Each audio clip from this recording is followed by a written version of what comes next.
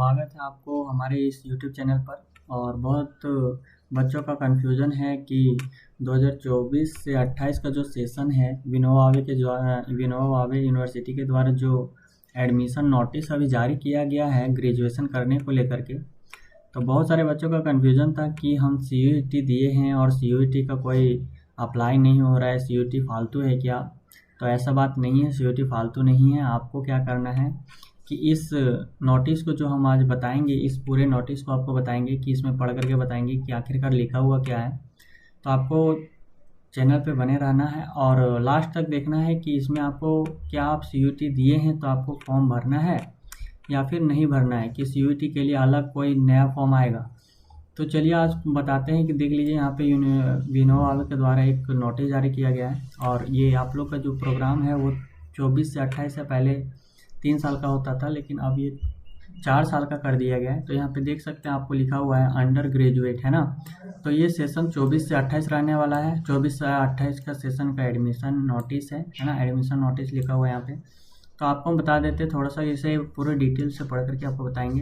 Application for the admission in the first semester, जैसे कि आप जब भी आएंगे तो यहाँ पे फर्स्ट सेमेस्टर में ही एडमिशन लेंगे, ठीक है। तो फर्स्ट सेमेस्टर में आपका जो 24 से 28 में जो नया सेशन है, अभी जो 12th पास होकर जो दिए थे आप लोग CUET का एग्ज़ाम, और बहुत सारे बच्चे CUET का एग्ज़ाम नहीं दिए हैं, तो टेंशन नहीं लेना है। उसके बारे में भी यहाँ पे एक गुड न्यूज़ है, अगर बने रहिए आपको भी बताएंगे आपको क्या करना है। अगर 12th CUET नहीं दिए हैं तो इसका भी एक कोई ना कोई सोल्यूशन यूनिवर्सिटी निकाला है। इन कंस्टिट्यूएट या फिर एफिलेटेड कॉलेज, जिस कॉलेज में भी विनोबा भावे की यूनिवर्सिटी के आप किसी भी कॉलेज में अगर 2024 से 28 का आप स्टूडेंट बनना चाहते हैं तो क्या करना है, आपको इस फॉर्म को भरना है। चलिए देखिए आगे बढ़ते हैं, फिर बताएंगे क्लियरली कि क्या करना है। हजारीबाग इन 4 ईयर अंडर ग्रेजुएट प्रोग्राम, पहले ये 3 ईयर का प्रोग्राम होता था, लेकिन ये कुछ सालों से, पीछे 2 सालों से, है ना, ये कर दिया गया है 4 साल का ग्रेजुएशन। मतलब कि आपको अगर ग्रेजुएशन करना है तो आपको 4 साल लगेंगे। 24 से, अगर अभी 24 में आप एडमिशन करवाते हैं तो 24 से 28 आपका कंप्लीट होगा, ठीक है। तो यहाँ पे लिखा हुआ 4 ईयर्स अंडर ग्रेजुएट प्रोग्राम। देखिए यहाँ पे इसका शॉर्टकट लिखा है FYUGP in accordance to the provision. ये सब आपको नहीं पढ़ना है। झारखंड के state university of Jharkhand are invited through chancellor portal. अब आपको क्या करना है कि देखिए, आपको अगर ये कॉलेज के किसी भी कॉलेज में आप क्या कर सकते हैं, काउंसेलिंग है, समझ लीजिए। काउंसेलिंग का मतलब होता है कि जैसे कि आपको क्या करना है, किसी भी जिस कॉलेज में आपका मन है उस कॉलेज में क्या करना है कि आपको काउंसेलिंग के लिए फॉर्म भरना पड़ेगा, ठीक है। और ये फॉर्म भरना है तो फॉर्म कैसे भरना है, क्यों भरना है, कब भरना है, इसके बारे में भी बताएंगे। आर इन्वाइटेड, आपको चांसलर पोर्टल पर क्या करना है, अगर मतलब विनोबा भावे के किसी भी कॉलेज में आप एडमिशन लेना चाहते हैं तो चांसलर पोर्टल में आपको जा करके पहले अप्लाई करना पड़ेगा, है ना।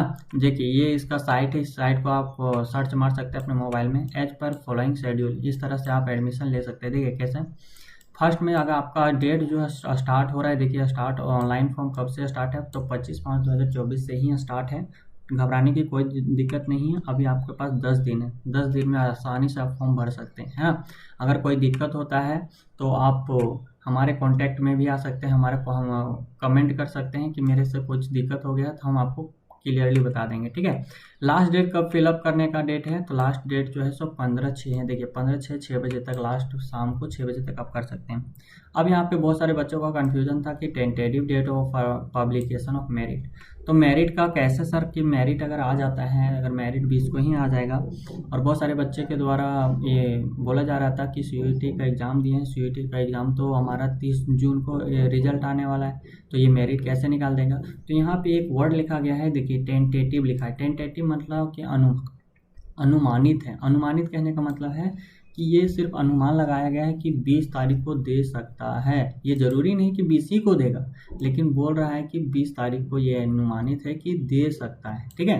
तो ऐसी कोई बात नहीं है कि आपका 20 को ही आएगा। जब तक आपका CUET जो आप CUET का एग्ज़ाम दिए हैं, CUET का जो एग्ज़ाम दिए हैं, जब तक इसका रिजल्ट नहीं आता है तब तक मेरिट जारी नहीं करेगा। ये आपको अब भी आगे क्लियर करेंगे। देखिए नीचे लिखा हुआ है applicant are directed to fill the admission. आपको क्या करना है, अगर आप CUET दिए हैं, बहुत सारे बच्चे ये कन्फ्यूजन में हैं कि CUET का एग्ज़ाम दिए हैं तो क्या हम इस फॉर्म को नहीं भरेंगे, मेरा रिजल्ट आएगा उसके बाद भरेंगे।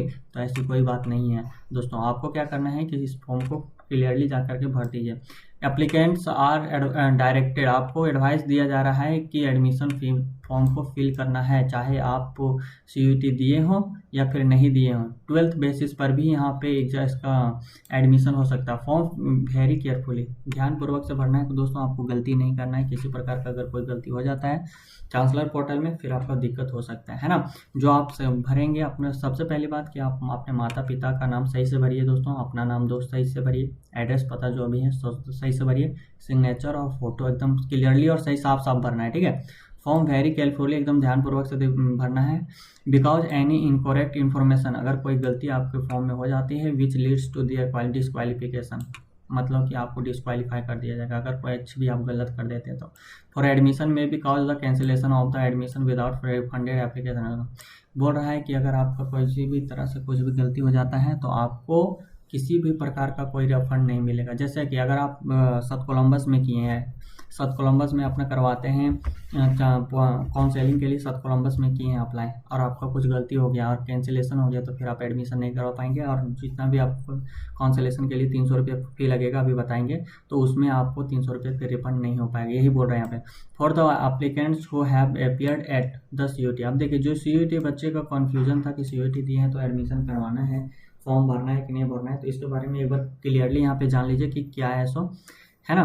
तो यहाँ पे लिखा हुआ है देखिए कि जो CUET दिए हैं the merit list will be published on the basis of the normalization mark NTA, मतलब कह रहा है कि जो NTA CUET का एग्जाम NTA के द्वारा ही करवाया जाता है, नेशनल टेस्टिंग एजेंसी है ना। तो ये जो बोल रहा है कि जो NTA के मार्क्स जो ऑब्टेंड करेंगे बच्चे, मतलब कि जो मार्क्स CUET में आएगा, आपको क्या करना है कि उस बेसिस पर मेरिट निकलेगा, उस बेसिस पर क्या होगा, मेरिट निकलेगा। मतलब कि जो आपका कॉलेज का मेरिट जो निकलने वाला है वो उस बेसिस पर निकलने वाला है जिस बेसिस पर आपका NTA मतलब कि CUET एग्जाम में जो स्कोर आएगा।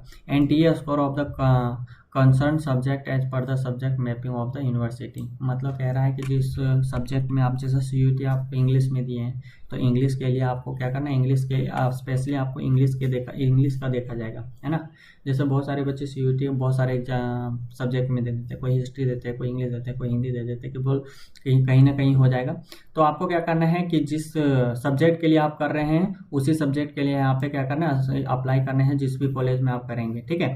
तो यहाँ पे आपको लिखना है, यहाँ पे क्लियरली बता दिया गया है कि CUET के स्कोर के बेसिस पर ही आपका मेरिट निकलेगा, विदाउट उसके अलावा किसी प्रकार का कोई मेरिट नहीं निकलेगा। Further applicants are advise to give, और जो बच गए हैं मतलब जो CUET नहीं दिए हैं, keep visiting the university website, और रेगुलरली आपको क्या करना है, यूनिवर्सिटी के पोर्टल पर आपको क्या करने हैं, घूमने। मतलब कि कह रहा है कि यहाँ पे देखिए, कह रहा है कि NTA जो CUET का एग्जाम आप इस फॉर्म को भर देंगे, सबसे पहली बात कि इस फॉर्म को आप भर देंगे, भरने के बाद आपका यहाँ पे स्कोर नहीं लिया गया, जैसे कि आपका यहाँ पे NTA CUET का एग्जाम का जो स्कोर है वो लिया गया क्या, नहीं लिया गया। तो यही बोल रहा है कि फर्दर एप्लीकेंट्स, ऐसे जो विद्यार्थी जो इस पोर्टल को इस अप्लाई करेंगे, मतलब इस फॉर्म को अप्लाई करेंगे, आपको क्या करना है, वेबसाइट मतलब कि यूनिवर्सिटी के वेबसाइट पर आपको रेगुलरली चेक करते रहना है, मतलब इन्फॉर्मेशन सिर्फ रखना है फॉर इम्पोर्टेंट इंस्ट्रक्शन और notification date uploaded on it time to time. आपको क्या करना है, प्रत्येक बार मतलब थोड़ा सा आपको सिर्फ इन्फॉर्मेशन पता होना चाहिए कि कब क्या हो रहा है सब, ठीक है। ये सब तो पता ही होगा। देखिए ये बहुत इंपॉर्टेंट है, ये जो नोट लिखा हुआ है ये आपके लिए बहुत ही इंपॉर्टेंट है, थोड़ा सा ध्यान देंगे कि इसमें क्या है। इसमें यहीं से कन्फ्यूजन दूर होगा। जो 12th के बच्चे आपको, जो 12th के बच्चे पास आउट हुए हैं, CUET नहीं दिए हैं, उसका भी यहाँ पे सॉल्यूशन है। देखिए the applicants will have to select only the major subject while applying rest. देखिए कह रहा है कि आप जब इस फॉर्म को अप्लाई करेंगे काउंसलिंग के लिए, जिस भी कॉलेज में आप अप्लाई कर रहे हैं, आपको क्या करना है कि मेजर सब्जेक्ट मतलब कि जिस सब्जेक्ट, मेन सब्जेक्ट आपको क्या करना है, मेन सब्जेक्ट के रूप में आपको उसमें अपलोड करना है। ये नहीं कि आपको उसमें और बहुत सारे माइनर सब्जेक्ट होते हैं वो सब नहीं चूज करना है। आपको जो मेजर सब्जेक्ट है, जैसे इंग्लिश रखना चाह रहे हैं आप, इंग्लिश लेना चाह रहे हैं, इंग्लिश ऑनर्स करना चाह रहे हैं, तो इंग्लिश ऑनर्स के लिए हिंदी मेजर सब्जेक्ट आपका इंग्लिश ऑनर्स रहेगा, उसी के लिए अप्लाई करना है। द रेस्ट सब्जेक्ट, और जो बच जाएंगे सब्जेक्ट, और सारे सब्जेक्ट माइनर सब्जेक्ट्स होते हैं, है ना, जैसे DSC 1 DSC 2, ये सब सब्जेक्ट जो है ये आपका कॉलेज अप्लाई मतलब कॉलेज अलॉट करेगा। आप जब आपका एडमिशन हो जाएगा, यहाँ पे लिखा है एडमिशन जब हो जाएगा, आफ्टर एडमिशन के बाद आपको क्या कर दिया जाएगा, वो फिर से आपको दे दिया जाएगा। मतलब कि जो DSC 1 DSC 2 पेपर होता है ना, वो सब पेपर आपको कॉलेज देगी। द कैंडिडेट आपको चुनने देगी, टेंशन नहीं लेना है, आपको चुनने भी देगी वो DSC पेपर कि आप क्या चुनेंगे। The candidate will be given a chance to fill up the NTA score on the chancellor portal after publication of the result of CUET 2024। देखिए यहाँ पे बहुत इंपॉर्टेंट ये वाला पॉइंट है, दूसरा पॉइंट जो है, दूसरा नोट जो है सो बहुत इंपॉर्टेंट है। बोल रहा है यहाँ पे कि वैसे स्टूडेंट जो CUET का एग्जाम दिए हैं, है ना, उसे क्या करना है कि अपना जो स्कोर है मतलब उसे चांस दिया जाएगा, मतलब कि उसे क्या किया जाएगा, चांस दिया जाएगा। यहाँ पे लिखा हुआ क्लियरली लिख दिया गया है, देख लीजिए यहाँ पे क्लियरली लिखा है कि उसे बच्चे को चांस दिया जाएगा। क्या चांस दिया जाएगा, तो चांस ये दिया जाएगा कि NTA का द्वारा जो स्कोर आपका आएगा, मतलब कि CUET में जो आपका स्कोर आएगा, उस स्कोर को क्या करना है, आपको चांसलर पोर्टल पर जा करके अपलोड करना है। इसीलिए यहाँ पे बोल रहा था कि आपको रेगुलरली चेक करते रहना है साइट को, ठीक है।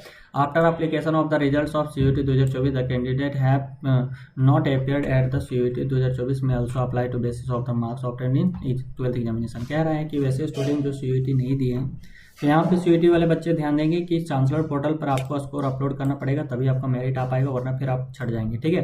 तो आपको क्या करना है कि जैसे ही CUET का एग्जाम का रिजल्ट आ जाए, आपका स्कोर आ जाए, चांसलर पोर्टल आपका कभी ना कभी खुलेगा, आपको क्या करना है, आपका स्कोर उसमें अपलोड करना है। The candidates who have not appeared at CUET, जो CUET में अपना CUET नहीं दिए हैं और वो एडमिशन करवाना चाहते हैं, तो उसको आपको 12th बेसिस के मार्क्स, मतलब अगर अच्छा मार्क्स आया है और उस कॉलेज में अगर सीट वैकेंट है, मतलब खाली है, तो आप क्या कर सकते हैं, अप्लाई कर सकते हैं। आप अप्लाई अभी कर दीजिए, अभी आपको अप्लाई कर देना है। अगर जैसे देखिए, हम क्लियरली बता देना चाहते हैं कि जो CUET दिए हैं और जिसको थोड़ा सा डाउट है कि सर हो पाएगा नहीं हो पाएगा, बहुत ज़्यादा गलती है, मेरा अच्छा स्कोर नहीं आ पाएगा, तो क्या करें सर। तो आपको कुछ भी नहीं करना है, सिर्फ आपको क्या करना है कि कॉलेज एक या फिर 2 कॉलेज में आपको क्या करना है, अप्लाई करना है।